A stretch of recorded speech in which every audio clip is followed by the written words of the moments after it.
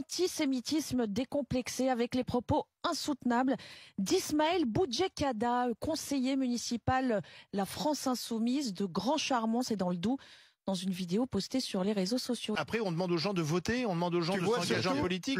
Que fait Manuel Bompard, qui est le patron de LFI, et il devrait, là, dès ce matin, dire cet homme-là n'est plus membre de LFI, c'est terminé. C'est dommage parce que quand il a dû faire ses sessions de formation à LFI, il n'a pas dû bien suivre ce qu'on lui a dit. On leur a dit d'essayer de marcher sur une ligne de crête. Alors, ils ont du mal des fois.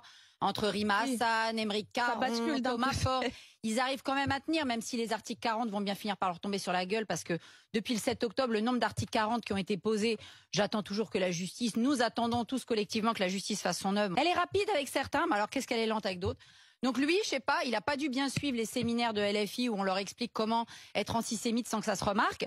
Alors lui, franchement, le moins qu'on puisse dire, c'est qu'il met les deux pieds dans le plat. Il fait des Twitch ou des je sais pas quoi là en direct, avec sans doute des centaines de gens derrière. Ouais, t'as trop raison, Ismaël. Je suis trop d'accord. De la balle, le Coran sur ta tête, parce que ça doit être ça derrière. Ah non, non, mais ne vous inquiétez pas. Vu, je les ai bien imités, bah oui, parce que quand on reçoit un LFI, la première chose qu'on fait, on lui passe ça, on lui dit alors.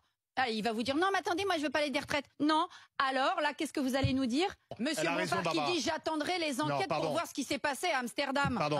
Il y a quand même une complaisance parce que là, c'est pas le seul élu LFI qui vient d'être épinglé, soit pour des agressions sexuelles, soit pour des agressions sexuelles, soit pour des propos antisémites, soit parfois pour des agressions verbales. Et je pense notamment à Thomas Porte qui menace directement des gens au sein même de l'Assemblée nationale. Ça commence à faire beaucoup. Moi, je veux bien qu'à chaque fois ce soit des cas particuliers. Enfin, là, ça commence. Quand tu additionnes le nombre d'élus qui récemment se sont retrouvés épinglés dans des affaires d'agression sexuelle, d'agression verbale, d'antisémitisme, etc., dans ce parti La France Insoumise, oui, ça pose question. Mais je trouve qu'il y a une complaisance parce que finalement, LFI, on continue de les recevoir comme si rien n'était. Tout à l'heure, on a fait une erreur puisqu'on a dit qu'il était membre de La France Insoumise. Or, ce n'est pas vrai. Certes, il a été candidat à des élections sous une étiquette de gauche, mais il n'est pas membre de La France Insoumise.